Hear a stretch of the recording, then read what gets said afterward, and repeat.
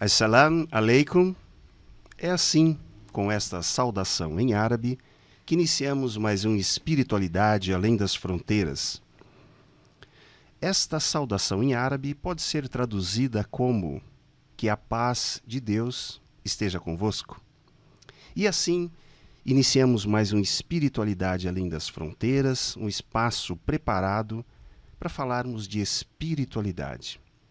Agradecemos a você que já está inscrito em nosso canal e para você que está chegando agora, aproveite, apenas um clique e você já estará inscrito. Agradecemos também aos nossos parceiros publicitários, a Digitop Gráfica e Editora, ao Jardim das Terapias, a Viena Gráfica e Editora, a AIG Terapias Integrativas e, é claro, a Cia Vídeo, a produtora responsável pela criação desse espaço de áudio, de imagens, para que você possa receber essas informações conectadas com a espiritualidade. Sejam todos muito bem-vindos. E você, Michele Vale, tudo bem? Tudo maravilhoso, tudo lindo. Olá, tudo ótimo, gente boa. Sejam muito bem-vindos a mais um episódio Espiritualidade além das fronteiras da religião e do preconceito. Não se esquecendo que se esse tipo de conteúdo faz sentido, deixa seu like, curte. Não, deixar o like e curtir é a mesma coisa, Renato Leandro. Pois é, né? Então, Eu fiquei confusa aí quando você pleonasmo, começou já em árabe. Faça aquele, como que é? O triplo C. Triplo C. Né? Curta, comente e compartilhe, porque o episódio de hoje está muito especial. O convidado nasceu em 77 na Síria. Estamos ali, pau a pau no ano de nascimento, quase da minha idade, o convidado tem. Ele nasceu na Síria, frequentou a universidade no Egito. E em 2007, ele veio ao Brasil a convite e por aqui ele está até os dias atuais. Ele é sheik, gente, da Mesquita Brasil. Seja muito bem-vindo, Sheik Bukai. Muito obrigado. Eu quero saudar Renato, Michele e todos os nossos irmãos que estão acompanhando, que vão acompanhar com a nossa saudação islâmica. Assalamu alaikum, que a paz de Deus esteja com todos vocês. Um prazer para mim estar com vocês nesses minutos. Espero que sejam benéficos para todos nós. Que maravilha. Salam aleikum. Maravilha, salam aleikum, aleikum assalam. Né? Nós conversávamos, Sheik, eu e a Michele, a respeito da importância que deve ter sido esse choque de cultura. Você vindo de um país, da Síria, e chegar ao Brasil uma cultura diferente, pessoas vivendo uma religiosidade diferente da que você vivia. Como foi essa chegada sua até o nosso país, até o Brasil? Como é que foi esse choque de cultura? E se você foi bem recebido aqui em nosso país, não? Nós somos acolhedores, o tanto que falam que somos acolhedores. Essa imagem, né? Será que é verdade? Exato. Eu acredito que eu sou um exemplo vivo, né, desse país acolhedor, porque eu fui convidado para ficar aqui um mês. Vou fazer agora 18 anos, né, que estou aqui no Brasil. Fui convidado para assumir o cargo do sheik, um líder religioso aqui na Mesquita do Pari, no centro de São Paulo, pela primeira vez, né? Porque aqui a comunidade islâmica ela tem essa necessidade de convidar sheiks do exterior, porque no Brasil não tem faculdades que formam teólogos muçulmanos. Então a comunidade tem essa necessidade sempre procurar lá nos países islâmicos um apoio. Aí, na verdade, recebi um convite para vir aqui no Brasil, porque eu falava espanhol, né? Eu aprendi espanhol na Síria, e falavam para mim que espanhol e português é quase a mesma coisa. Parecidas. Cheguei aqui A pegadinha. comecei a falar portunhol, né, no início. O portunhol. Misturando português com espanhol. Mas é para ficar um mês, na verdade, para ver, né, como a situação, mas realmente acabei ficando, e estou aqui faz 18 anos, né, que fiquei em várias mesquitas aqui em São Paulo, fui na mesquita em Guarulhos, mesquita em Santo Amaro, e agora estou aqui na Mesquita Brasil. Então, na verdade, Tem algumas coisas que são diferentes, claro, né? Que eu venho de um país oriental, um país muçulmano, né? Na maioria, claro, lá tem cristão, tem na Síria tem bairros inteiros, né? Eh, Em Damasco nós temos as igrejas mais antigas do mundo. Aliás, a mesquita onde eu estudei pela primeira vez a teologia islâmica, ela fica bem do lado da igreja do apóstolo Paulo. Apóstolo Paulo, que é essa grande cidade de São Paulo, né, que foi nomeada no nome dele, ele recebeu a mensagem em Damasco, na cidade onde eu nasci. E do lado da mesquita onde eu estudei tem uma igreja, eles fizeram uma igreja grande, né, bem antiga, que carrega o nome do apóstolo Paulo, né, lá em Damasco. Então tem falando da religião, existe lá cristianismo, os cristãos na Síria, e nós, quando estudamos também a teologia islâmica, já estudamos dentro também da nossa formação teológica, estudar as religiões monoteístas, por isso estudamos a Bíblia, estudamos o judaísmo, o cristianismo.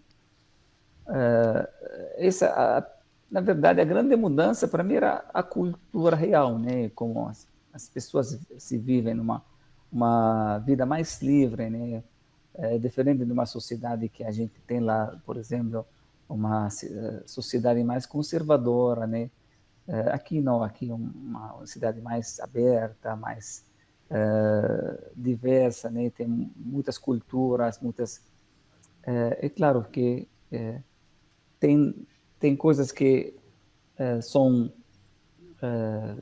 não podemos chamar choque, mas realmente é uma diferença, né? Uma coisa diferente daquilo que eu aprendi, aquilo lá que eu costumava ver lá na Síria.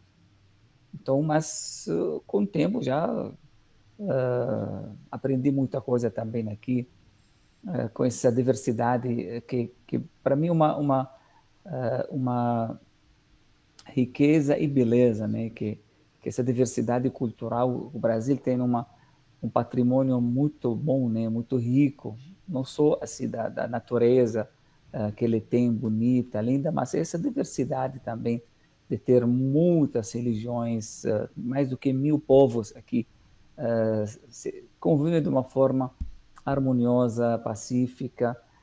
Isso aqui, acredito que é um exemplo também que podemos dar, né, para as pessoas que acreditam que as religiões não se dão bem. Não, ao contrário, as civilizações, as religiões sempre ajudam o ser humano ter uma cultura pacífica. A cultura da paz, a paz dela é a espiritualidade. Fantástico, né? Ou seja, a diversidade, né, que nós temos aqui no Brasil, de certo modo, faz esse exercício, né, da tolerância religiosa, esse exercício. É claro que existem algumas exceções, né, como em todo lugar do mundo, Sim. né, mas na sua grande maioria, pelo que a gente percebeu, então houve aqui um acolhimento e você percebeu essa diversidade e a riqueza dessa convivência, né, com essa diversidade, não é mesmo? Sem dúvida, é uma diversidade, como eu falei, que deve trazer uma riqueza cultural para o brasileiro, né, que vive aqui. Ele tem esse acesso fácil para as culturas, né? Aqui em São Paulo, você não precisa viajar para o paulistano, não viaja para conhecer o Islã. Ele já visita uma mesquita que já está num bairro aqui dos bairros de São Paulo. Ele vai na igreja, vai na sinagoga, vai nas religiões afro-brasileiras. Então, tem uma mistura assim cultural e religiosa é muito rica e eu acredito que precisa ser preservada. Não é bom a gente acabar com as culturas, né? Isso aqui não é bom, porque a presença das religiões, das culturas, que traz equilíbrio aqui para a vida dos seres humanos. Então a gente vê isso na natureza, quando um animal da natureza, hoje quanto trabalho a gente faz para preservar as espécies desses animais, para não acabarem, né? porque a gente sabe que a presença deles traz um equilíbrio para a natureza. Não Exato. pode faltar um, né? Ou ficar faltando, porque isso cria um desequilíbrio. É a mesma coisa na vida das pessoas, dos seres humanos, tem esse equilíbrio. Cada cultura, cada religião, né, pode acrescentar, pode acrescentar um fator que o outro pode aproveitar, pode aprender com o outro e pode criar, né, pontes, né, de conhecer o outro, e desse conhecimento pode trazer também harmonia, pode trazer amor, né, e irmandade entre os povos. E as pessoas podem se apaixonar, no caso, pela religião muçulmana e se converter ao islamismo. Sem dúvida, porque o Islã é uma religião, né? Não é uma cultura. Sim. É uma religião que qualquer ser humano ele consegue ser muçulmano. Então, por isso que o Islã hoje cresce muito, porque tem essa abertura, né? Qualquer pessoa, seja de qualquer nacionalidade, ele pode se, depois de estudar e pesquisar e convencer, aí que ele pode se seguir e ser muçulmano, e sem nada que pode impedir ele, né, seguir a sua fé, a sua espiritualidade. E existe algum ritual, Sheikh, né, nessa transição? Quando a pessoa decide, escolhe ser muçulmano? É o mais importante o conhecimento. Sempre a gente fala para as pessoas estudar antes, né?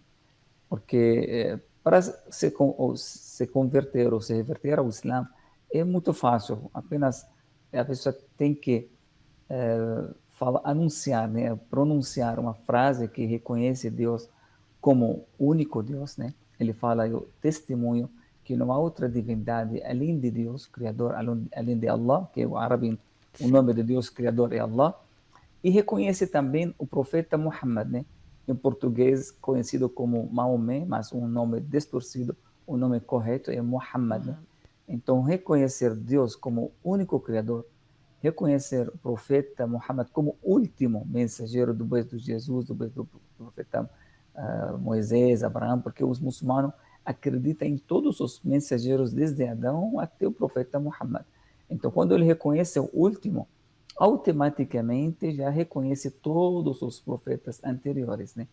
Então, ele reconhecer Deus como Criador, reconhecer Muhammad como último mensageiro, aí a pessoa se torna muçulmana. Aí ele começa a sua vida seguindo o caminho, né? O caminho do Alcorão, que é um livro sagrado também que foi revelado ao profeta Muhammad há 1400 anos atrás, um livro que depois do Evangelho, né, Deus revelou, né, como último livro, como Muhammad era o último mensageiro, aí Deus revelou para ele o último livro também, que é o Alcorão, depois da Bíblia, que encerrou essa escritura sagrada, né, que acompanhou a humanidade desde Adão até chegou até ele. Então ele finalizou a profecia, finalizou a revelação divina com o Corão e preservou tudo isso. O Islã foi preservado, o livro do Alcorão foi preservado de uma forma bem rigorosa, né? Que desde a sua revelação até o dia de hoje, nós temos apenas um exemplo, uma versão do Alcorão, não tem duas versões do Alcorão que está, porque o último livro não pode assim perder o original, por isso está na nossa versão original. Até o dia de hoje tem mais do que 100 milhões de pessoas no mundo islâmico que memorizam o Alcorão inteiro. Então ele está sendo preservado de uma forma bem forte, porque é o último livro para uma mensagem para a humanidade. Essa memorização é fantástica, porque permite que a tradição oral aconteça de alguma forma, né? Se porventura se perderem escritos, né? Se eles fizerem a memorização de todo o conteúdo, né? Há aí a preservação, né? Dessa Então, cultura. não só o que o Alcorão tem um caminho que não existe em qualquer outro livro hoje no mundo. Nós temos aquilo que chamamos a corrente da transmissão. Então, o que é corrente da transmissão? Hoje, as pessoas que memorizam o Corão, hoje, nessa época, eles aprenderam, eles têm um certificado que eles memorizaram, quando memorizaram o Corão, eles recebem um documento, um diploma dos seus professores, dos seus sheikhs, né? E esses sheikhs também receberam dos seus sheikhs também. E tem uma lista de transmissão, chega até profeta, oral, verbalmente. O profeta ensinou para a primeira geração, a primeira geração passou para a segunda para a terceira, e hoje nós temos quase 28 gerações, né, que trazem essa, assim, pouca por pouca, não só apenas a memorização, mas esse certificado é importante para garantir que a autenticidade, né, do Alcorão, que não foi, como você falou, Renato, que a tradução perdeu muito, né, do origem. Por isso nós não consideramos as traduções do Alcorão como sagrados. A tradução, nós temos tradução do Alcorão para todas as línguas do mundo, mas o sagrado é o árabe, É em aquilo que foi árabe. revelado. O original ainda existe, está no árabe, está preservado até o dia de hoje. Tem tradução, mas o Alcorão, o sagrado, só aquele que está na língua original. Perfeito, perfeito. É como se, por exemplo, a Bíblia, ela tem as suas traduções, né? Jesus, por exemplo, falava o aramaico, né? E aí você pega, desde a época da produção bíblica até os dias de hoje, inúmeras traduções, né? E realmente a tendência é que na tradução alguma coisa, de certo modo, mude o seu sentido, né? O Sheik até comentou uma coisa, por exemplo, aqui no Brasil, não se fala Mohammed, né? E sim Maomé, ou seja, já aí é uma distorção. Já uma distorção inicial. E aí a gente até tem do também, profeta. E aí nós temos também livro 1, livro 2, Antigo Testamento, Novo Testamento, e aí algumas coisas dentro da própria religião ali se chocam, né? Exatamente, às vezes duas traduções, né, não batem, né? Fantástico, maravilhoso isso, maravilhoso. E Por isso que a entrando... presença do original é importante. Qualquer Fantástico. dúvida hoje, por exemplo, nas traduções do Alcorão que a gente tem em português, muitas vezes eu fico em dúvida, né? Será que... Eu volto sempre para o original. Eu conheço o original. Então eu consigo descobrir rapidamente o erro que está na tradução. Fala, esse aqui está errado. Esse Vou tradutor confirmar lá aqui... no original. Né? Exatamente, claro. Eu volto para o original falar, não, isso aqui não tem nada a ver. Essa aqui é tradução errada. O tradutor entendeu de uma forma, porque o árabe é muito rico, um livro sagrado, imagina. Então, pode ter, sim, pode ter. A pessoa, se ele não é especialista na teologia, ele não pode errar na tradução. Então, eu imagino que o Sheik seja muito procurado, porque árabe não é qualquer pessoa que fala. Né? Então, assim, para esclarecimentos religiosos, eu imagino... o senhor tem esse papel dentro da religião de esclarecer as pessoas naquilo que elas não conseguem através das traduções. Sem dúvida. As pessoas aqui...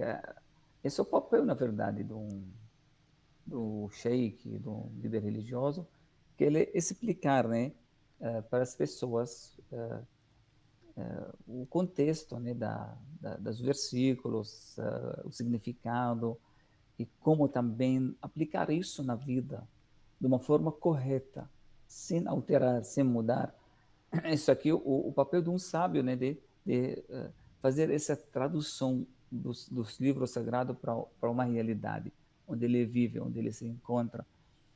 Um papel muito grande, que é muito pesado também. Você não tem noção quando é pesado essa responsabilidade, porque você acaba, de uma forma ou outra, falando em nome de Deus. Isso aqui é uma responsabilidade muito grande. Exige, além do conhecimento, muita temência a Deus. Tem que ter muita purificação também. Você tem que ter muito conhecimento.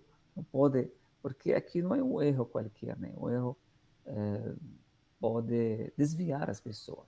Por isso que exige, eu sempre falo para as pessoas, a gente tem a Constituição brasileira, por exemplo, e não é qualquer pessoa que pega a Constituição brasileira e vai lá abrir e entender o que está Sim. escrito. As pessoas hoje estudam 5 ou 6 anos para só poder interpretar ou entender bem a Constituição, que é também um livro humano, feito por homens, né?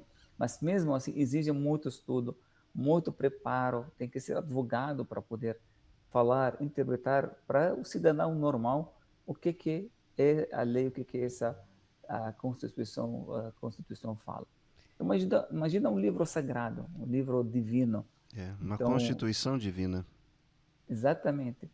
Então, quanto preparo que a pessoa tem que ter. Isso que também que a gente tem problemas com pessoas quando eles leem alguns livros, eles acham que eles se tornaram sábios, aí ficam falando da religião, falando do Alcorão, falando da Bíblia, falando de Deus, coisas que realmente não existem, né?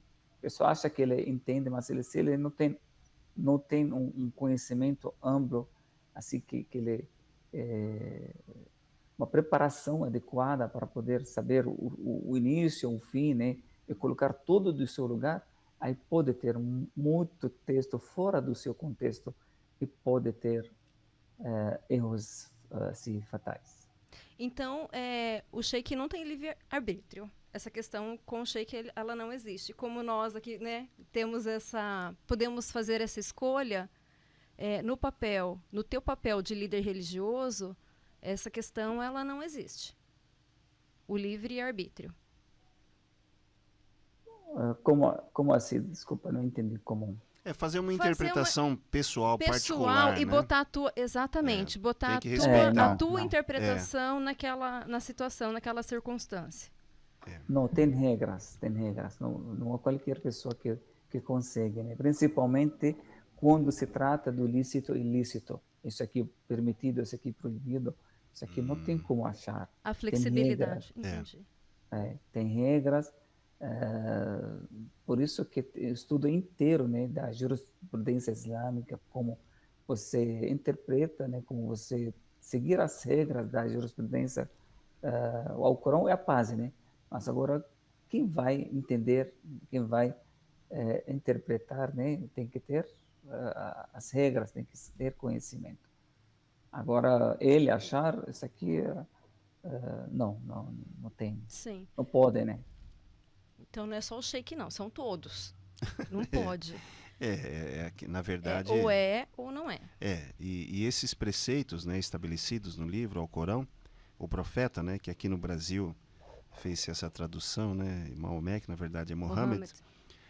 A ideia de que Mohammed, na verdade, ele não veio derrubar os profetas anteriores. Na verdade, pelo que eu estou entendendo, ele é considerado o último dos profetas que vieram antes dele, né? A gente pode incluir Jesus aí também, né, como Moisés e os anteriores. E a partir daí, esse texto sagrado de Mohammed, né, aqui no Brasil como a gente chama Maomé, esse texto recebido por Mohammed, Maomé, nesses preceitos recebidos por ele, existem algumas regras que nós acompanhamos à distância, de certo modo, por não sermos estudiosos do Islã, e algumas nos chamam a atenção. Uma delas se refere à questão das orações diárias. Para aquele que é convertido ao Islã, existe um número de orações diárias para se fazer, Sheikh?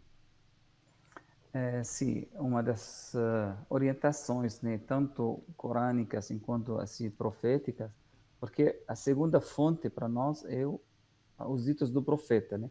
Nós temos o Corão, que é 100% palavra divina, que foi revelado ao profeta. O profeta passou para nós sem interferência dele. Ele recebeu do anjo Gabriel, passou para nós e as pessoas escreveram no Corão e foi preservado até o dia de hoje. É diferente daquilo que a palavra do profeta, também que é registrada mais tarde, né? Escrita, mas é totalmente separada daquilo que é o Alcorão. Então, só fala dele. Perfeito. O Mas Alcorão, nós então, é Deus, né? É lá. Exatamente. Exatamente, O é Alcorão Deus. é 100% Deus. Não tem Perfeito. nenhuma Não tem assim, interferência de vírgula. Mohammed. Perfeito. Não tem nada. Aliás, o profeta era analfabeto. Deus escolheu a pessoa Nossa. analfabeta para as pessoas não pensem que foi ele quem escreveu o Alcorão. Ele Já teve criou uma uma parte, ele não isenção. exatamente, ele não sabia nem ler nem escrever. Ele memorizava os versículos que o anjo Gabriel recitava para ele, e ele fica memorizando e passando para as pessoas da forma que ele recebeu. Ele não sabia escrever, por isso mandava. Tinha pessoas que sabem escrever na época, e essas pessoas que escreveram o coração, os companheiros do profeta. Aí, os ditos do profeta, a prática do profeta, a tradução do profeta para nós é a segunda fonte da religião. Depois do Alcorão. O Alcorão é o primeiro. Aí vem depois a segunda, que a fala e a prática e a tradução do profeta, que como ele praticou, como ele aplicou, a biografia dele, tudo isso faz parte que também está preservado. Uma Isso forma está no também. Alcorão? A parte de Mohammed? Não, não, isso aqui fora do Alcorão. Ah, fora. São fora do Alcorão. A biografia dele, Ah, a falha perfeito. dele. Perfeito O dele. A Alcorão é vivência dele. 100% Deus. uma recita Deus. Sim. Ele recebeu e passou para nós, sem interferência dele nenhuma. Nem interpretação, nem explicação. O Alcorão, 100% versos, né, Puro. que são revelados por palavra divina. Eu vou E aproveitar o. profeta, Ai, desculpa. Não, não, Sheik, pode continuar. Não, eu vou aproveitar É o a gancho, questão mas das pode orações que eu concluir. tinha não comentado. responde, porque não responde ainda a pergunta. É. Tudo isso é uma introdução. Tá perfeito. Tá Para perfeito. chegar às orações, né? São 5 orações diárias, né, que o muçulmano tem que fazer todos os dias. Não tem feriado, não tem esse Não dia tem que para. domingo. Não.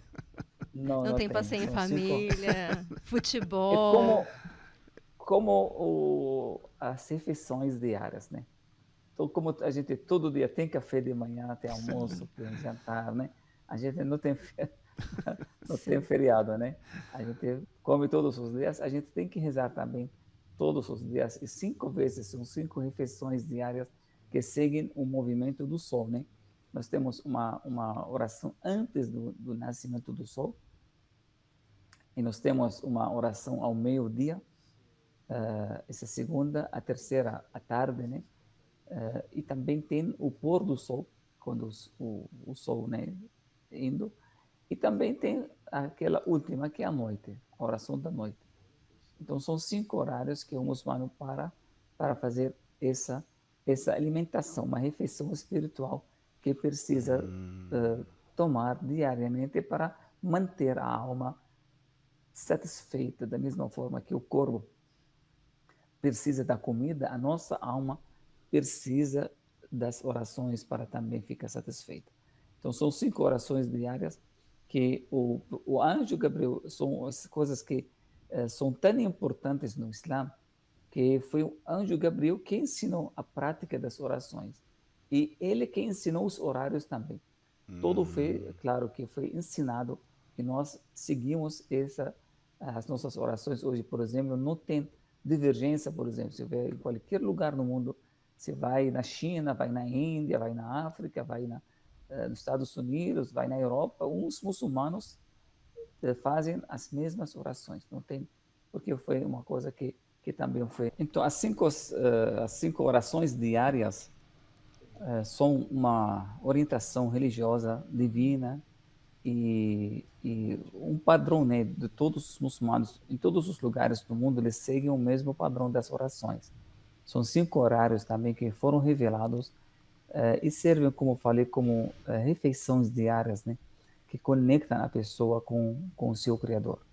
Cada vez que o nosso dia fica um pouco tenso, um pouco difícil, aí nós vamos também recorrer ao nosso Criador, dizendo Allahu Akbar, que Deus é o maior, né, o maior dos nossos desafios.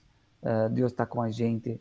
Essa crença, essa fé ajuda muito, né, a enfrentar, a encarar qualquer desafio diário que a pessoa pode, né, encontrar durante o dia. Maravilha, né? Uma refeição espiritual, né? É o que mais, a gente precisa, na verdade, mais do que o próprio alimento. É verdade. Se a gente não estiver bem nesse aspecto, né? Eu tô lembrando aqui, Sheik, tem uma colega escritora, o nome dela é Marise Seban. A Marise, ela comentou que ela esteve na Turquia. Ela não é muçulmana, mas ela disse que andando pelas ruas da Turquia, muitas mesquitas na Turquia. Sim, Então ela comentou que de repente as mesquitas faziam um sinal, não sei se é um sino ou alguma coisa, e sim. ela falou assim que ela sentiu, ela usou a palavra, um frisson.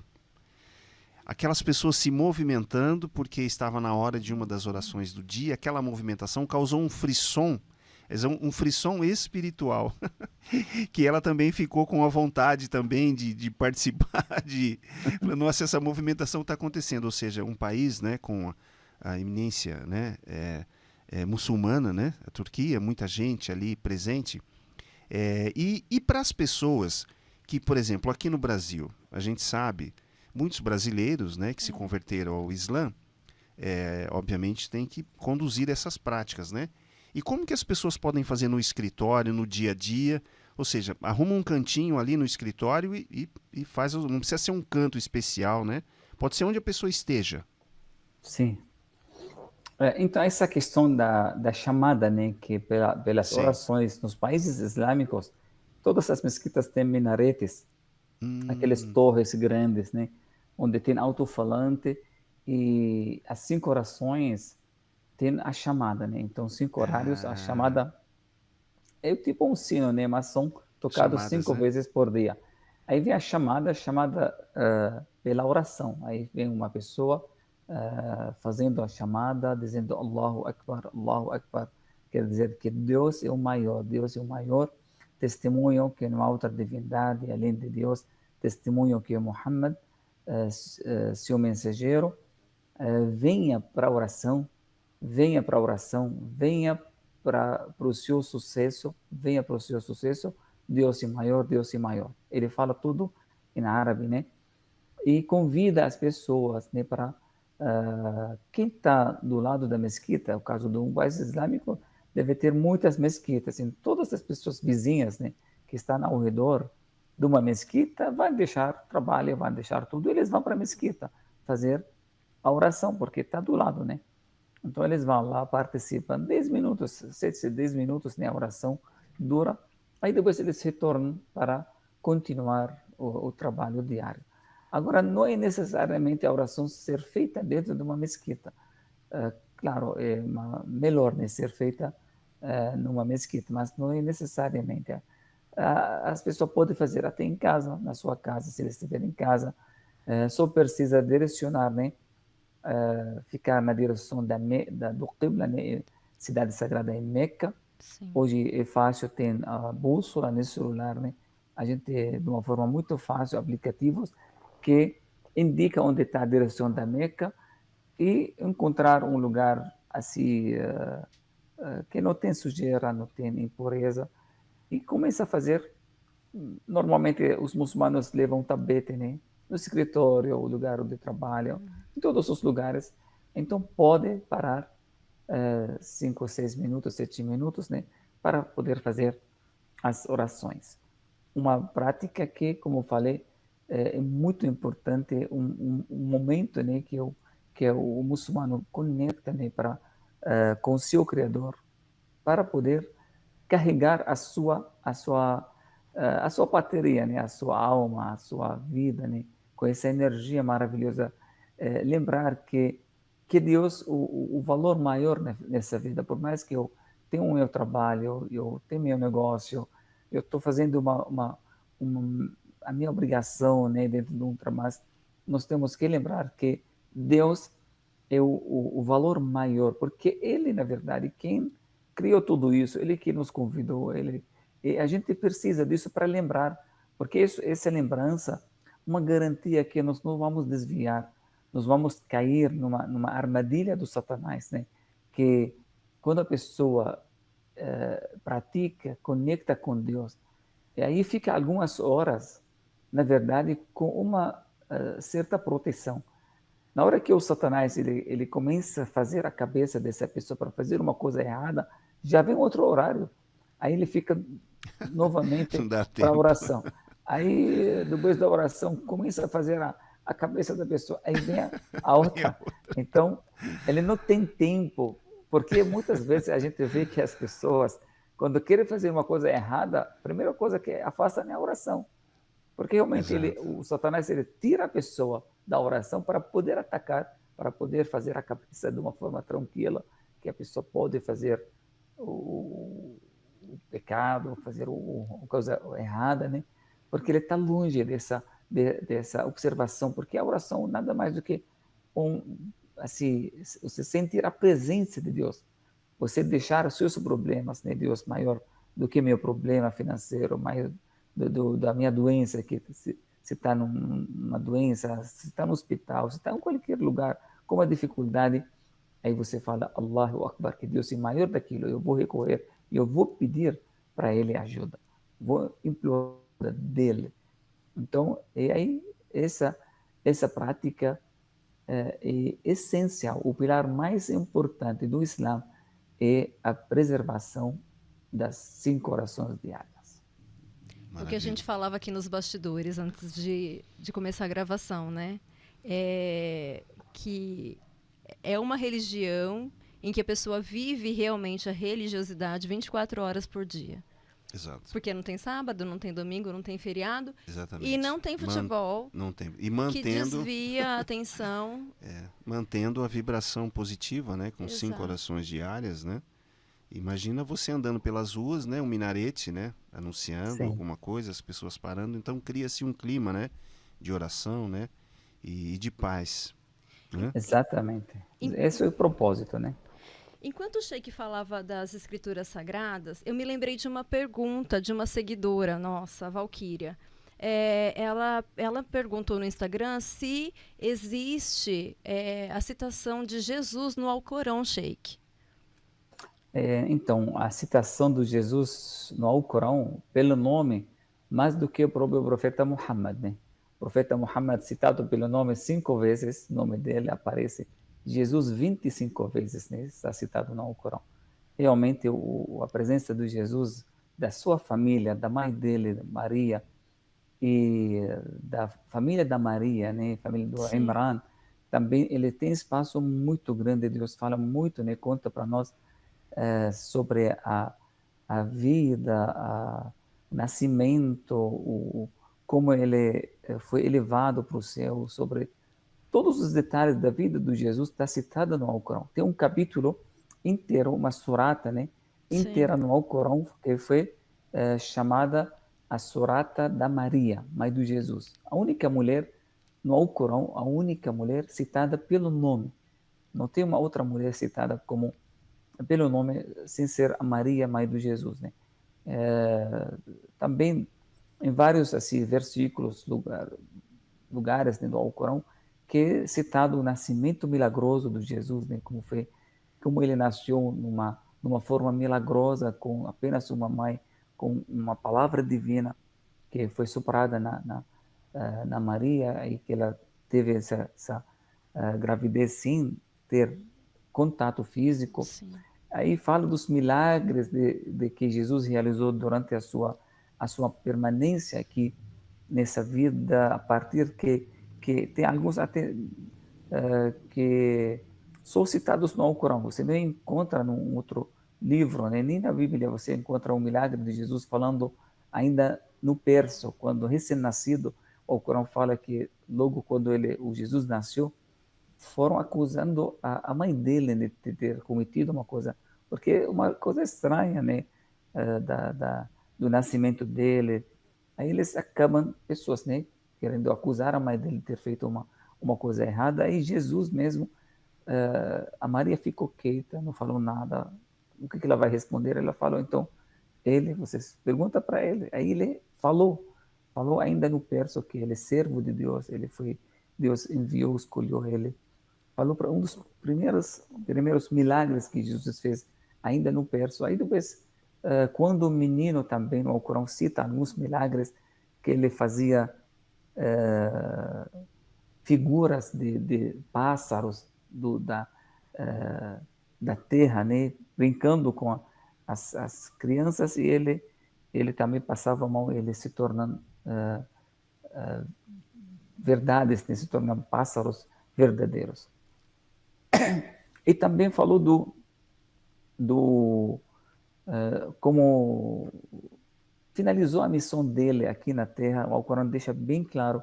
Esse é talvez um ponto assim principal da divergência do Islã com o cristianismo, que o Alcorão confirma de uma forma bem clara que Jesus foi salvo, não foi crucificado, que Deus salvou ele antes de ser crucificado, ele foi elevado para o céu, e ele vai retornar nos fins do mundo, né? Sim. Um dos sinais, grandes sinais do fim do mundo, ele retornará para se dar continuidade da sua missão. Então fala tudo sobre a vida dele, sobre os milagres dele que ele realizou, sobre a missão dele, os desafios, né, que ele enfrentou aqui na vida. E nós muçulmanos acreditamos, da mesma forma que amamos, acreditamos no profeta Muhammad, da mesma forma que cremos também no profeta Jesus, mas como profeta, como um grande mensageiro, com grandes assim, sinais da grandiosidade e o poder do nosso Criador, de poder criar, como criou Adão, por exemplo, sem pai, sem mãe.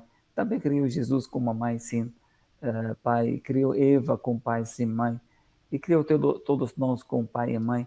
Então Deus tem mostrado para nós as maneiras como Ele cria sem assim, precisar da lei ou da matéria, né? Então foi uma demonstra da grandiosidade do poder do nosso Criador. Maravilha, história. Eu fico com essa versão do Alcorão, que Jesus foi salvo antes da crucificação. Da crucificação, né? Seria, na verdade, é como se houvesse a retirada dele, né? Antes do momento da dor, né? E a figura de Deus faz mais sentido, né? Deus faz mais sentido dessa forma, nessa atuação, do que um filho crucificado. Exatamente, do né? Criador, né? Do Criador. Do Criador, porque né? a história de Deus com seus mensageiros é salvar eles, né? Você vê, por exemplo, o profeta Noé, Deus orientou para fazer a arca, né? Que foi salvo. Não foi assim, as pessoas, a maldade não atingiu, né? Porque quando Deus manda um mensageiro, o mensageiro ele tem garantia de vida. Se as pessoas vão matar ele, vão acabar com ele, então ele vai não vai cumprir a missão dele. Então o profeta Noé, por exemplo, foi salvo na arca. O profeta Abraão, por exemplo, foi jogado na fogueira, mas o fogo não queimou ele, também foi salvo. O profeta Moisés abriu o mar, né, para ele andar, para passar. E o profeta Muhammad também, ele salvou ele numa tentativa de assassinato também, que eles planejaram matar ele, também foi salvo.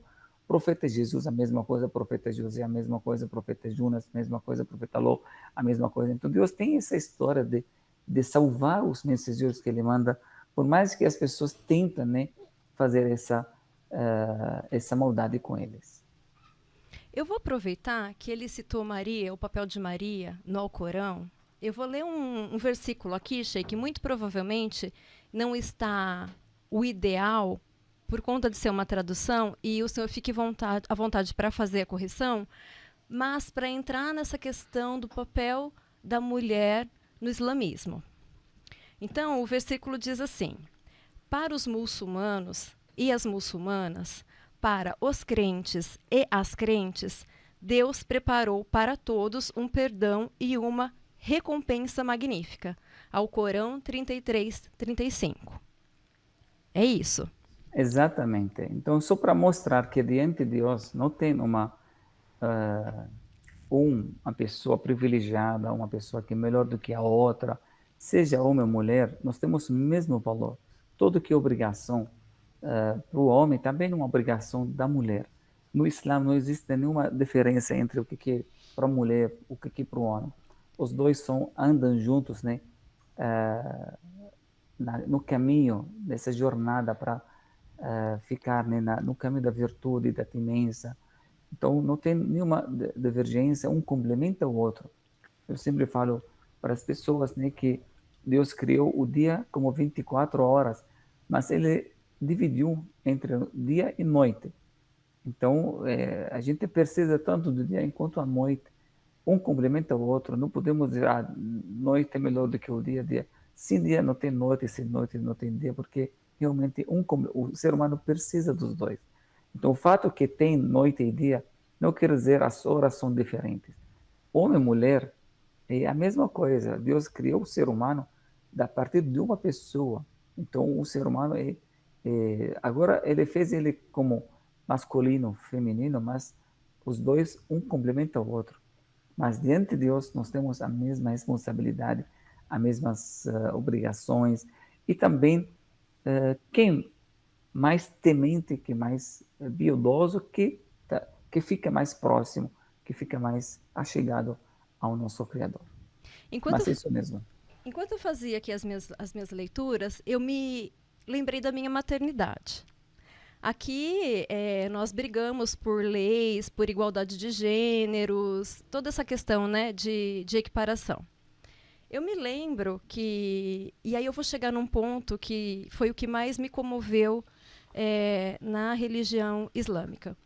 Eu me lembro que eu tenho uma adolescente de 13 anos. E eu me lembro que quando eu me tornei mãe, com 5 meses eu tive que deixar minha filha na escola para poder trabalhar. E naquele momento, o único direito que eu queria era o direito de estar com a minha filha. Por mais tempo, por mais anos, o máximo possível. Eu não conseguia descer do carro para entregar minha filha. Né? Eu tive crises e crises ali, porque naquele momento, o único direito que me interessava era o direito de exercer a minha maternidade da forma mais integral possível. E fazendo as leituras, o que chega aqui para a gente muitas vezes, que a mulher é submissa, a mulher ela não tem direitos, eu vejo o quanto o Islã honra essas mulheres e o quanto o Islã permite que a mulher viva essa maternidade plena e cuide da família, mas sem abrir mão de outros direitos. Então, eu queria que o senhor falasse um pouco sobre isso, se a minha visão está correta, e se isso realmente acontece dentro da religião. Então, realmente, esse papel o Islã não sobrecarregou a mulher de sair para trabalhar, para pagar conta, para arcar com as despesas diárias, né, do dia a dia. O Islã já sabe, Deus já sabe que o papel da mulher é muito mais importante do que o homem. Esse aqui é um fato. O papel da mulher dentro de uma sociedade é muito mais importante do que um homem, porque a mulher mexe com a vida. Se o homem, né, mexe com o material, ele sai para trabalhar, mas a mulher foi preparada, Deus deu para ela assim, características para ela lidar com a própria vida, com a vida da criatura mais nobre que é o ser humano. Deus só manda um anjo, né, para quando o profeta diz que quando o bebê completa 120 dias no ventre da mãe, Deus manda um anjo para sobrar a vida, o espírito do bebê, né? Então imagina a mulher recebendo, toda mãe ela recebe essa visita desse anjo, né, para poder colocar e também ela já tem um trabalho, já tem uma missão. Então o Islã, claro que isso não quer dizer que ela não vai estudar, não vai poder trabalhar, mas ela não é obrigada a trabalhar. Isso aqui é a diferença. Não, ela pode, claro, não tem nenhuma diferença. A capacidade não fala, nem discuta, não discuta Sim. isso, mas nós falamos da missão, cada um tem uma missão, tem um trabalho já predeterminado para cada um.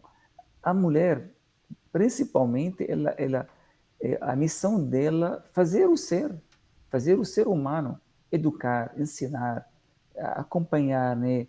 Essa é a melhor ajuda que uma mulher, ser mãe, uma grande missão que uma mulher pode ser, né? Ter filho e cuidar desse filho, porque essa futura vida, futura geração. Se tem bem cuidado, sem dúvida nós vamos ter uma vida boa. Porque é Então, Desculpa, Sheik. Não, desculpa, eu só ia falar da importância do papel dessa mãe na primeira infância dessa criança, né?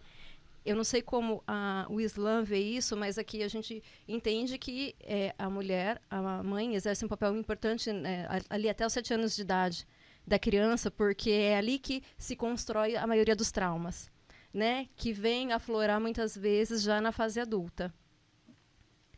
então a gente só que não acredita na religião só pergunta a ciência, né? Pergunta a medicina como o bebê ele precisa tanto nesses anos, né?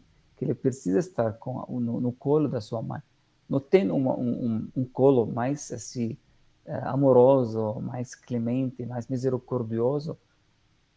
É assim, não sei como ela falou, ela sentiu que porque eu vou deixar meu filho, eu vou trabalhar, vou doar para outra mulher trabalhar com ele. Se cada mulher fica com... A gente não precisa de nada disso, né? Cada mulher fica com o seu bebê. Tem que receber por isso também.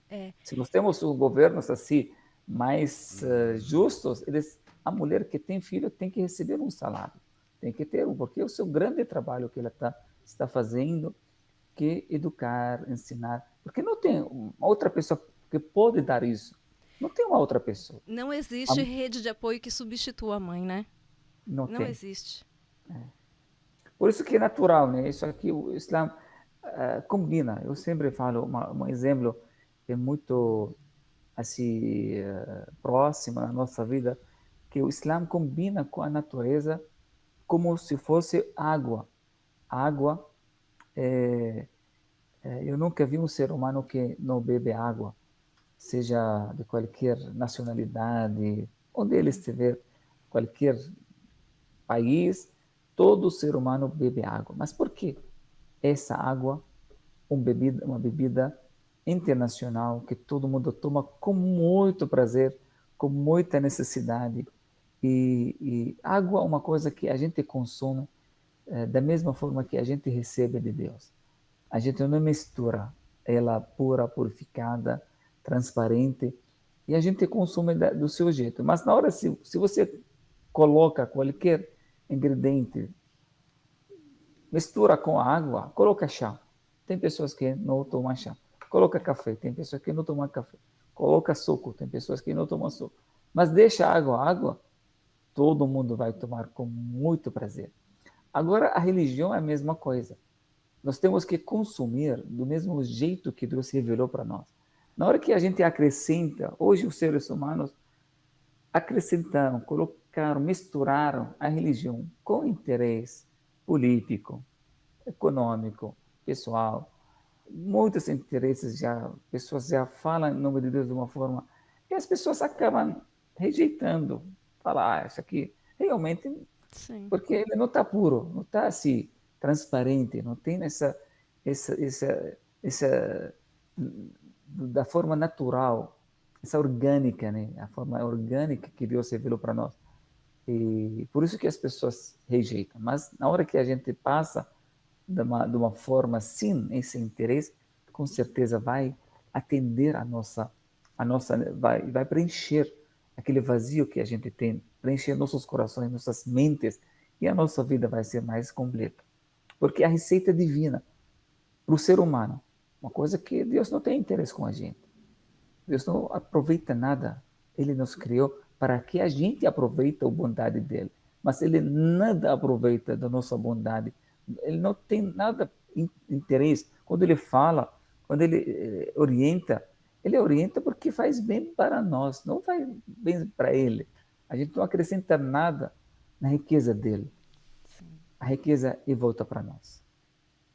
Então, Sheik, a mulher pode escolher o próprio marido, pode estudar, pode trabalhar e pode dirigir.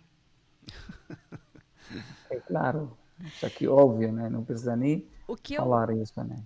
O que eu percebo é que as pessoas pegam situações específicas que são culturais e transferem isso para dentro da religião. Como, por exemplo, A questão do uso do véu para a mulher é uma questão religiosa. O uso da burca é uma questão cultural de um determinado local, né, de uma cultura, é um modo social de viver. Então, Sim. eu percebo que muitas vezes as pessoas fazem essa transferência e o que chega aqui para gente é uma visão completamente distorcida do que é realmente a religião. Não poder dirigir não é da religião, é de uma cultura. Exatamente. É. Então, essa aqui é uma observação muito valiosa, a gente saber separação, separar, né, entre a cultura, o que é religião é a cultura. A cultura pode ser diferente de um país para o outro, de um lugar para o outro. O Islã é uma religião, como eu falei, que é muito ampla, tem muitos seguidores, muitas culturas, né? Então, o que é no Marrocos, por exemplo, aplicado como cultura, não é necessariamente que tem base religiosa, que está na Síria, está no Líbano, está na Arábia Saudita, povos, tem na África, tem na Turquia, tem Sim. Malásia, tem Indonésia, tem muitas culturas que são diferentes, né? Mas não sempre que tem base religiosa. Então, para você saber o Islã, você tem que voltar para os princípios islâmicos, que está no Alcorão, que está na tradução profética, do profeta Muhammad, né, o ensinamento. É assim que a gente conhece a religião. E a gente já sabe quem está seguindo a religião ou não. Não a gente avalia a religião pelos seguidores, ao contrário, a gente tem que avaliar os seguidores pela religião. Então, uma coisa muito importante, senão a gente acaba julgando, né? Achando que isso aqui vem do Islã, mas ela não é. Sim, eu acho que boa parte do nosso, eu falo nosso porque, né, a gente conversa com as pessoas, do nosso preconceito vem justamente daí, por conta desse choque e por ignorância nossa mesmo, de achar que se trata de uma prática religiosa O uso, né, quando do não nome do Islã, exatamente se né? transfere, né? Diversas culturas fazem o uso do nome do Islã e às vezes Sim. chega para nós aqui no Ocidente informações com o nome Islã, né? No meio de práticas culturais que na verdade não tem conexão, né, com a religião. E sobre esse aspecto, como houve essa, a gente pode se dizer, uma última revelação, né, do profeta Muhammad, e o mundo hoje ele tem uma diversidade cultural bem diferente da época, né, em que Muhammad recebeu as orientações, né? Como hoje lidar com uma série de questões do mundo de hoje, né? Eu falo isso, por exemplo, a gente vê hoje no Brasil e no mundo a intolerância em relação a diferentes comunidades, por exemplo, né? Vou até citar aqui a comunidade LGBTQIA+, comunidades assim que muitas vezes não encontram respaldo na religião em relação aos seus comportamentos, né? E a gente sabe que, pelo que eu estou entendendo, a base do Islã, essa estrutura, ela deve ser mantida independentemente da cultura do local, né? E nesse caso especificamente, dessa comunidade, dessa diversidade que nós temos hoje de gênero, qual é a relação do Islã com esse grupo específico que eu citei? Por exemplo, uma pessoa que tem uma orientação sexual diferente daquela do nascimento, ela pode entrar numa mesquita, ela pode se tornar muçulmana? Então, uma outra coisa também que nós temos que saber a diferença entre a pessoa e o comportamento da pessoa. Então, a gente, quando vai falar, a gente não julga as pessoas, né? Que a gente não sabe a intenção da pessoa, qual a base daquela pessoa. Mas a gente consegue, como nós temos uma referência, nós sabemos, né, julgar as condutas, uma conduta correta, uma conduta errada, esse comportamento adequado, esse comportamento inadequado, porque a gente já tem uma referência, já tem um livro que explica para nós o que é diferente, talvez, de algumas sociedades, né, que eles consideram isso como assunto humano, não assunto divino. Tem muitas pessoas que têm, como no mundo secular, né, acreditam que aquilo, o certo, o correto, é aquilo que as pessoas, né, falam, aquilo que a comunidade determina. eles quem determinam o que é o certo, o que está errado, o que pode, o que não pode. Mas isso varia, né? Varia de um lugar para o outro, varia de uma Sim. pessoa para o outro. Com certeza, para nós isso aqui também não tem sentido, porque se cada um vai falar aquilo que ele acha, para ele, que se os valores vão ser relativos, né? A gente acaba se perdendo tudo, porque o que valor para você pode ser para mim não é. Mais tarde podemos ouvir, né, coisas que são quase assim, tem um senso que são coisas erradas, mas tem pessoas que acham que são coisas boas.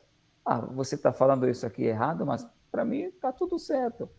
Até tem um lugar que o roubo, por exemplo, já tem lugares no mundo que eles estão pedindo que seja legalizado até certo valor, que você pode roubar até certo valor, né? Esse aqui não tem problema, mas não pode ultrapassar o valor Meu determinado. Deus! Já, não, já tem estados, né, falando, discutindo isso. Então, isso aqui, É fim dos tempos, Sheik? É um sinal ou não? então, é isso que estou falando aqui. Às vezes você fica ouvindo cada coisa no nosso mundo de hoje, as pessoas acham, ah, mas tudo certo. Você está gostando, você está feliz, você tá, então você fica lá, mas não é assim que a vida, né? A gente tem que ter limite. Toda liberdade tem que ter seu limite, tem que ter o seu assim. E para nós não tem melhor do que uma coisa que vem de Deus. Como eu falei, Deus não tem interesse. Quando fala que isso aqui um desvio, você não pode.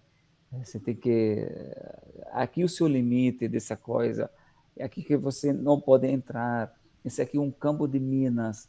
Aqui o risco da vida, você não pode ultrapassar esse limite porque você vai ser machucado. Ah, se você não é, mas a sociedade vai ser machucada, as famílias vão ser machucadas, a vida do ser. Então, quando ele fala de uma forma muito neutra. Ele não tem interesse nenhum. Por isso, nós temos que se adequar àquilo que Deus fala, não que a gente mudar aquilo que Deus revelou para nós, porque nós achamos que isso aqui é certo ou errado. Então, para Ah, nós já tem essa, mas como eu falei, a gente não julga as pessoas. Eu não vou assim julgar a pessoa que ele tem um comportamento que ele escolheu, né? Mas a religião nos ordena de falar que esse comportamento certo, esse comportamento errado. Agora a gente deixa a pessoa para quem julga é Deus, não a gente quem julga as pessoas. Mas perfeito. os comportamentos, os princípios, a gente se fala isso aqui é errado, isso aqui para nós não se faz, isso aqui é o limite.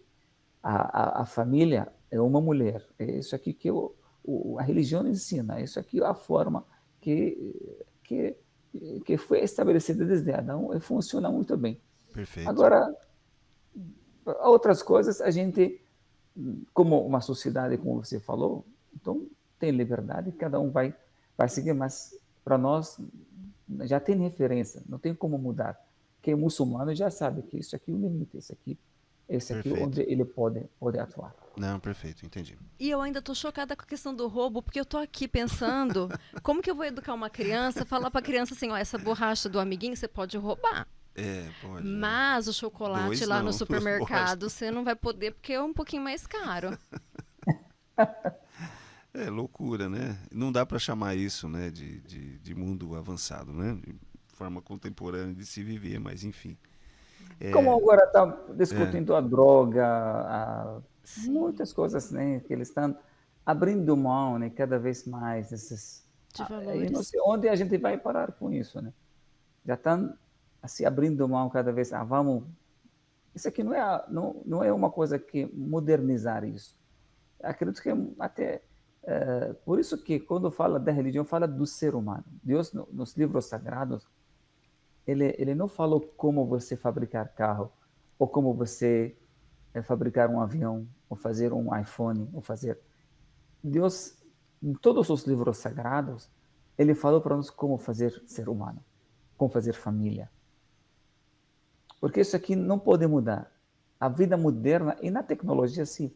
Sim. A gente usa carro, usa avião, usa tudo que você assim pode, modernizar, mas tem certas coisas, isso aqui é uma linha que não pode mexer, não pode assim, mudar nesses valores, porque senão a vida fica... Por isso Deus falou sobre isso, ele cuidou bem disso, os livros sagrados falam bem disso, falam do divórcio, falam do casamento, falam da família, porque são valores assim, eternos, ligados ao próprio ser. Não está Sim. ligado à vida, onde o ser está, mas o próprio ser, a instituição, a família, é uma coisa que é muito sagrada, que se ela fica bem, o resto fica bem, senão também, caso contrário, ela pode trazer muitos danos para a nossa vida. No Alcorão tem algo como tem, por exemplo, na Bíblia sobre o Apocalipse, porque alguma revelação ali registrada para que a gente consiga encaixar algumas coisas, falar, ó, isso daqui já está me indicando que nós estamos caminhando para o fim. Sim, Tem? sim, tem, claro. No Alcorão tem, e tem também nos ditos do profeta, que nós chamamos os pequenos e médios e grandes sinais do fim do mundo. Então já tem muitos, né? Os pequenos já saíram todos, né? Já apareceram. Um dos pequenos, a própria profecia do profeta Muhammad, a chegada da profecia do profeta Muhammad, já é um sinal, porque ele é o fim, né? Não tem mais profetas. Deus não vai enviar mais profetas. Né? Ah, perfeito. Já encerrou a profecia. Então A chegada de Muhammad já é Já o sinal de que chegamos, pelo menos ali, não há uma outra revelação. Entendi. Perfeito. Então já começa aí, né? Então depois aí já vem tudo assim, cada vez mais e mais aproximando. E o juízo final, como as escrituras dizem, que ele acontece quando as pessoas chegam num momento que um desvio total, né? Que as pessoas não dão valor, né? Para nada que religião, nada que Deus, né? Eles acham que eles vão chegar num momento que a Terra fica bem construída, né? E as pessoas acham que tem controle de tudo. Isso aqui é o mais grave. Acredito que o corona, né? Quando vem o Covid, aquele vírus bem pequeno, né? Mas o papel que ele fez, aprendizado que deixou para a humanidade é muito grande, né? Que as pessoas acham que está tudo sob o controle, que as pessoas controlam tudo que a gente fala, mas vem esse pequeno, né? E mostrou que não, que pode, uma coisa bem pequena, deixa o mundo inteiro parado. Chegou assim, alguns dias, o mundo parou, não tem nada assim, mexendo, todo mundo parado. Então, existe quando o ser humano tem essa arrogância, né? Ele acha que está tudo, ele não precisa de Deus, ele não precisa, né, da orientação, ele já é autossuficiente, já tem tudo. Ele nega quem realmente fez tudo, aliás, para ele. Então, é aí que acaba, né, a vida, o mundo vai ter o seu fim. Mas tem muitas outras. Aqui precisa de 10 entrevistas como essa com vocês para poder explicar, né? Não, acho que a gente Opa, precisa esperamos que sim. um capítulo só sobre o Apocalipse, fim dos tempos. Exatamente. Porque está ficando cada vez mais claro que nós estamos caminhando para ele. De vez em quando acontece, né? A pandemia, quando o Sheik colocou, né? Como Não, pode, mas o mundo parou, né? eu falo não só dessa questão da pandemia, mas a questão de valores mesmo. Tá tudo muito desvirtuado, tá tudo... Parece que a sociedade está desintegrando ali. Na verdade, o processo, Sheik, que a gente comenta bastante, e você colocou muito bem, a questão que a importância do Islã é ver quem é a pessoa. Né? Então, a pessoa procura uma mesquita, eu não quero saber de onde ela veio, né? O que ela faz, né? De que país ela veio, qual é a profissão, não. Eu quero saber quem é a pessoa, né? Essa é a preocupação do Islã. Será que essa pessoa é uma pessoa que tem um grau que a gente pode chamar de civilidade, né? É uma pessoa correta, uma pessoa que tem preceitos, etc. E essa questão da espiritualidade, eu acredito que mesmo para aqueles que se declaram ateus, eu acredito que existem muitos, né, que se declaram ateus, mas que na verdade eles acreditam em alguma coisa. é que muitas vezes eles ficam descrentes em relação ao Deus, né? Que eles veem por aí, né? Um Deus às vezes punitivo, né? Um Deus que como foi comentado aqui a questão de Jesus, mas como é que ele mandou o filho para cá, né? E o filho chegou àquele sofrimento final? E aí o Sheikh bem colocou, não. Muhammad disse, antes da crucificação ele já foi retirado. E da Né? questão de mistura também, né? Mistura-se política com religião, com negócio. E aí as pessoas É. ficam descrentes. Falam, meu, como É, assim, Mis- né? e Mistura d'água, né? A mistura exatamente, da é uma mistura água. de água, não É. é água pura. E eu queria fazer um link nessa conversa, Sheikh, com uma área que se diz, né, pelo menos aquilo que eu leio, se diz que é uma vertente dentro do Islã, que é uma vertente mística, que eu gosto demais, Isso, isso. que é o sufismo. Sim. Então eu leio alguns filósofos, alguns escritores, poetas sufistas, e fala-se dessa linhagem mística, ou seja, é uma beleza nos textos, uma coisa assim maravilhosa, né? Só que também li alguma coisa que parece que o sufismo não é necessariamente aceito em todas as correntes ou vertentes dentro do Islã. Ou seja, o sufismo ele está presente nessa construção do Islã, ou ele é algo que passa pelo Islã, o sufismo? Como que ele se relaciona com o Islã? Então, na verdade, se fala do conteúdo do sufismo, é uma coisa essencial dentro do Islã. O conteúdo. Porque as pessoas que às vezes, né, falaram ou não aceitaram, eles falam sobre uma prática de alguns deles, né? Algumas pessoas que seguiram o caminho do sufismo, mas acabam desviando um pouco daquilo que é equilíbrio, né? Então, Certo. aí que as pessoas acabam negando, falando, não, isso aqui não existe. Mas Hum, se você avalia o conteúdo correto, né, do sufismo, é a essência do Islã. Porque o Islã é uma religião que tem 3 níveis, né? O profeta falou desses níveis. Tem Islam, tem Iman, Ihsan. São 3 palavras. Islam são os pilares da prática. Iman são os 6 pilares da fé, onde o muçulmano tem dentro do seu coração. E o Ihsan é o nível mais avançado, que você chegar a esse nível espiritual avançado, adorar a Deus como se você vendo Ele. Chega a esse nível, como você, quando você adora, você parece que você está vendo Ele. Mas se você não está vendo, saiba que ele que está te vendo. Então, esse é um nível. A prática religiosa leva a pessoa para chegar a esse nível mais avançado, mais nobre, né? E o sufismo ensina isso.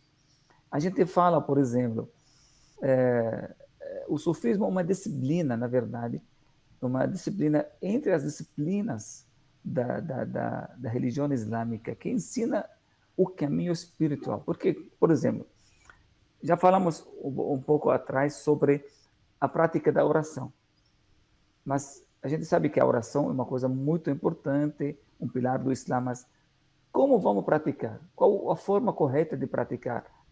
Para fazer a oração tem que fazer a ablução. Quais as regras da ablução? Isso aqui tem uma ciência. Quem ensina isso chama jurisprudência islâmica. Então, é uma disciplina que explica como faz o jejum, como faz a peregrinação, como faz a oração, como faz a ablução, como fazer o seu zakat, sua caridade, explica tudo isso. E tem uma outra disciplina, que é o sufismo, né? Que ensina como você ser uma pessoa sincera, por exemplo. A gente fala da sinceridade. A sinceridade é uma qualidade da purificação essencial dentro da religião islâmica. Ser pessoa verídica, ser pessoa honesta, ser pessoa leal. Mas como vou ser isso? Você não pode ser arrogante, você não pode ser uh, pessoa que guarda mágoa, ódio no seu coração. Tem que ser uma pessoa iluminada, você tem que ser uma pessoa com coração saudável, bom. Mas como isso pode acontecer? Qual os passos? Qual o aprendizado? Qual assim, a ciência que ensina isso? A gente chama do sufismo. Para você se purificar. Porque pode praticar tudo isso, mas se você não purifica, aquele aprendizado não serve.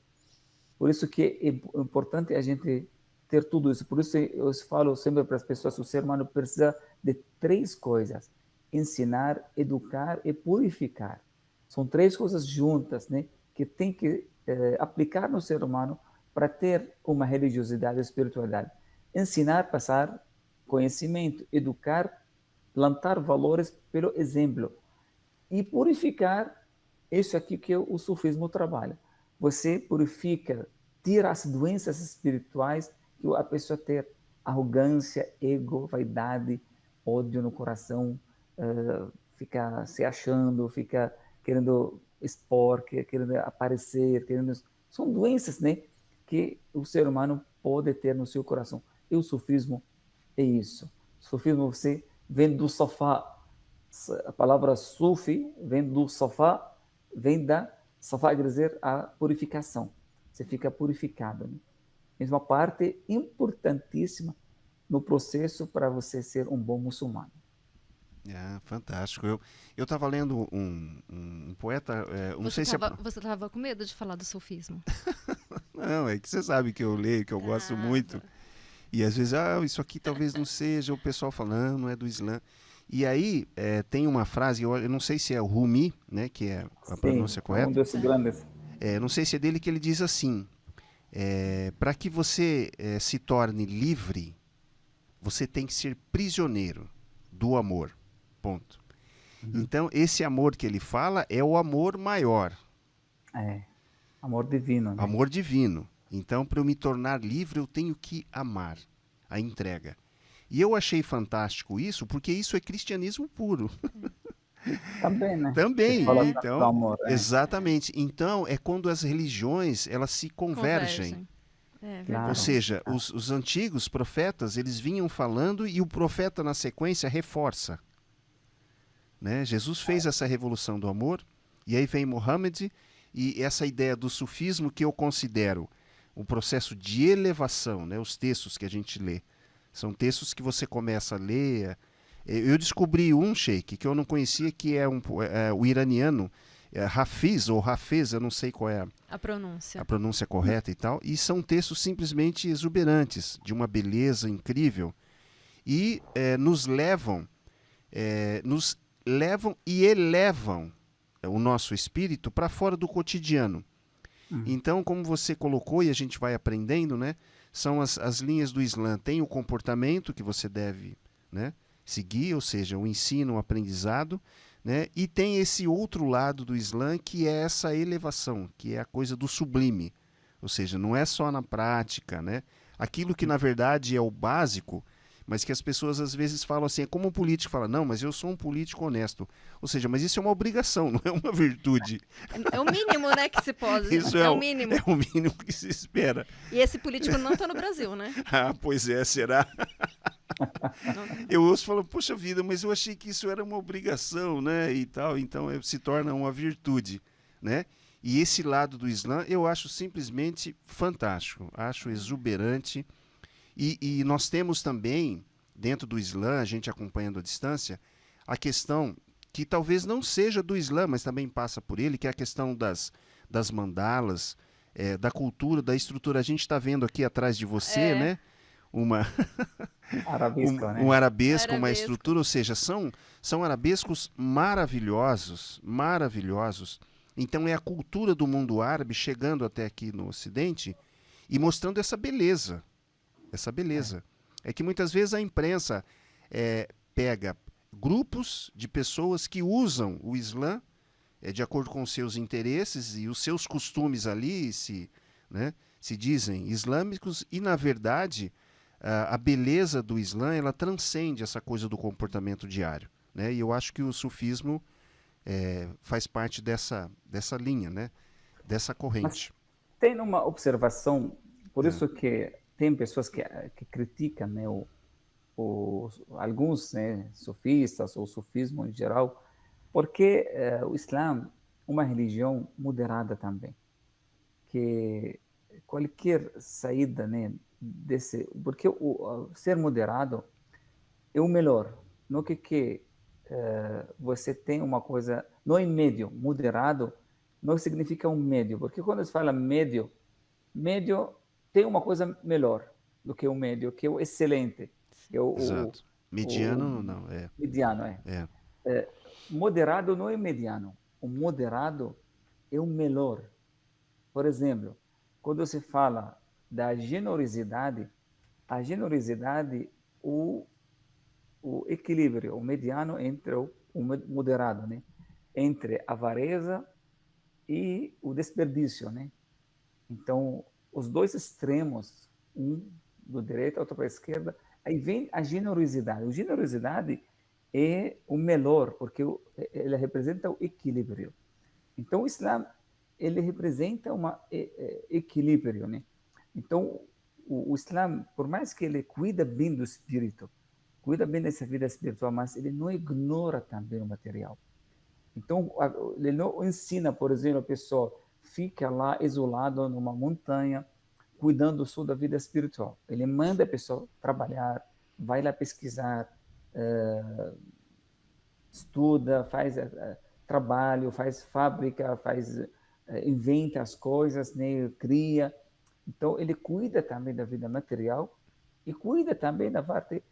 Por isso, eu falo para as pessoas no sermão que nós temos duas mesquitas. Aqui onde você está rezando e a outra quando você sai da mesquita para outra mesquita que é a vida, que também é um lugar sagrado. A vida também é um lugar sagrado que também foi feito do nosso Criador para nós. Tem que ter equilíbrio. Você fica sufocando na sua vida espiritual, esquecendo o material. Eu não vou me casar, não vou por exemplo, ter filho, eu não vou trabalhar, eu vou só ficar aqui dentro de um templo, focando na vida, com ligação com Deus. Não, mas isso aqui já saindo da moderação para o extremo, né? Então, eu não vou me alimentar, porque isso aconteceu até na época do profeta. Um grupo de pessoas chegaram falando, nós vamos agora decidir que um deles falou, eu não vou me casar, eu vou ficar solteiro, eu vou me dedicar na minha vida para a religião, e outro falou, eu vou fazer o jejum todos os dias, eu vou também se tornar. Aí outra pessoa falou, eu vou ficar a noite inteira rezando, não vou dormir. Aí o profeta falou, não, para. Isso aqui não é o que Deus quer de vocês. Estou aqui para dar exemplo para vocês. Eu durmo, eu trabalho, eu me caso, eu tenho família. Então, quem sai da minha tradução não faz parte de mim. Esse é o caminho que Deus quer. Você não pode inventar achando que isso aqui que agrada o seu Criador. Não. Deus também quer que você cuida dos seus filhos, cuida da sua esposa, ter uma boa relação com os seus pais, com seus vizinhos, construir a vida, vai lá trabalhar, ajudar as pessoas, ver que as pessoas que precisam, ter riqueza, ser uma pessoa forte. O Islã tem isso também. Então, quando vê pessoa que se isolando, abandonando a vida, então, achando que isso aqui, a espiritualidade exige isso, fala não. Você tem que ser espiritual, mas tem que cuidar também a sua parte material. Tem que se desenvolver na vida, né? Exatamente. Tem que dar frutos, né? Vamos dar frutos, gente. Vamos, que ninguém, né? Viver, né? Você fazendo família, você está adorando Deus também. Lá na sua casa, agradando, fazendo bem para sua esposa, tratando bem seus filhos, seus pais, que eles estão precisando de você. Você está adorando Deus. Você está lá no centro da pesquisa, fazendo uma vacina, dia e noite trabalhando. Você está adorando Deus. Você está lá nas faculdades, estudando, aprendendo. Você está adorando Deus. Esse aqui, o que nós entendemos, né, de uma religião divina. Que maravilha, hein? Que maravilha. Sheikh, nós estamos já caminhando para o nosso fim aqui. Não, só um minuto. Não, calma. Porque eu anotei aqui, de todas as perguntas que eu recebi, o Sheikh foi respondendo. A questão de Jesus, dos anjos, a questão do fim dos tempos. Exato. E tem uma que ficou para trás. Então vamos lá. A questão é a última, Sheikh, prometo. Fica à vontade. Existe a liderança feminina dentro da mesquita? Ou não? Porque eu nunca vi. Então, a gente tem, mas tem a formação de teólogas também, da mesma Sim, forma que tem para os homens, tem para as mulheres. Desde sempre, as mulheres podem se tornar também sheiks ou assim, lideranças, né, sim. religiosas. Mas a diferença, talvez você não vê, porque numa mesquita, a mulher não pode liderar uma oração que tem homens, por exemplo, atrás dela. Ah, porque separa. É. Tá. Então, que o homem ele lidera, né? Ele pode, o sheik, né? Que ele fica na frente, Sim, ele é quem vai direcionar a oração dos homens e das mulheres, né? sim, Junto. sim. Mas a mulher, ela não pode, assim, ficar Direcionar direcionar a oração dos homens. Por isso que você não vê. Mas, não é comum. o- mas, por exemplo, se tem um grupo de mulheres, por exemplo, quem vai fazer? Uma mulher, né? Ela, uma Entendi. delas, né? Vai liderar, vai fazer todo o papel que qualquer sheik pode fazer também. Agora sim, Renato Papel de Leandro. liderança, né? Agora sim, Liderança Renato Leandro. feminina. Agora respondeu minha última pergunta, que não era minha, tá? Não, então, eu queria, assim, agradecer demais a presença do Sheik Bukai, sei dos compromissos do dia a dia, da agenda, foi muito generoso conosco e quero aqui já deixar o convite para uma oportunidade para a gente novamente se reunir, porque são muitas as questões, nós conhecemos muito pouco sobre o Islã, aquilo que se conhece aqui no Ocidente são informações que muitas vezes são imprecisas, são superficiais.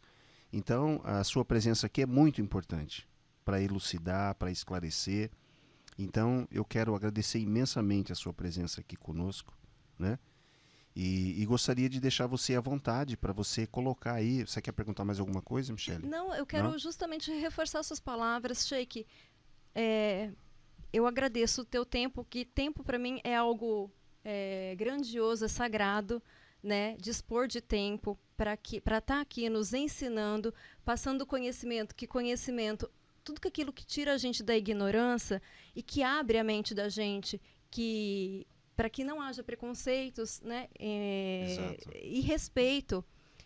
Conhecimento também eu considero algo muito sagrado. Então, só reforçar mesmo as suas palavras e agradecer de todo o meu coração e que tenhamos uma próxima oportunidade, porque agora eu estou muito focada em falar do fim do mundo.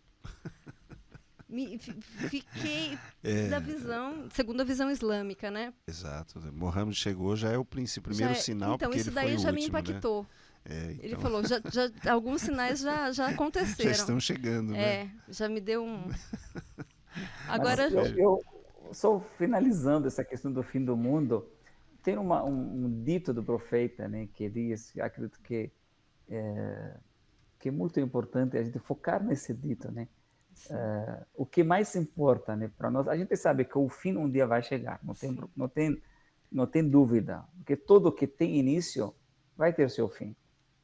Mas o que o profeta falou para nós? Se o mundo está acabando, se o mundo está assim terminando, e na mão de vocês tem uma planta, uma pequena árvore, que plante. Então, você pode falar, às vezes uma tamareira demora muitos anos para dar fruto, né? Mas se você está na sua mão, e o mundo está acabando, você fala, mas por que eu vou fazer isso?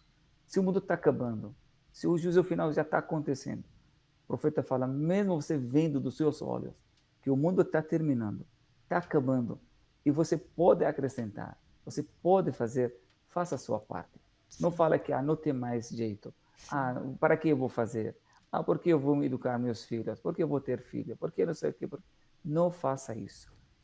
Faça a sua parte. O mais importante não é o fim do mundo. O mais importante é o seu fim aqui na Terra. Porque você faz para você.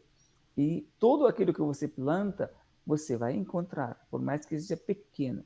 Tudo aquilo que você coloca, deposita como boa ação, encontrará na sua página do juízo final. Então não deixa de fazer o bem até o último minuto, até a última gota que você tem.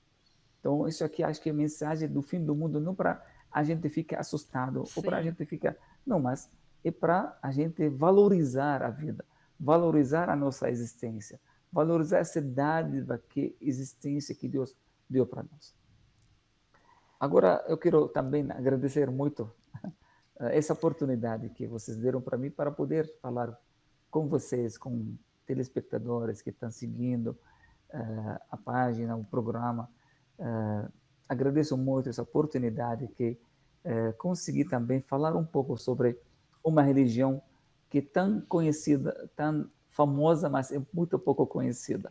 As pessoas conhecem, mas assim, de uma forma negativa, famosa, mas ela é muito pouco conhecida. Então, realmente, é um papel nosso também falar para o povo brasileiro, com um povo acolhedor, um país maravilhoso, que tem essa diversidade. Tudo que a gente quer que as pessoas entendam o Islã de uma forma correta. A gente não islamiza ninguém, a gente não fala para as pessoas, pedir para as pessoas ser muçulmanos, porque isso aqui não é nosso também, nem o nosso papel, nem o nosso trabalho, é uma coisa muito particular entre a pessoa e o seu Criador. Mas o que a gente quer divulgar e passar uma mensagem, pelo menos correta, não uma versão assim distorcida daquilo que realmente é divino.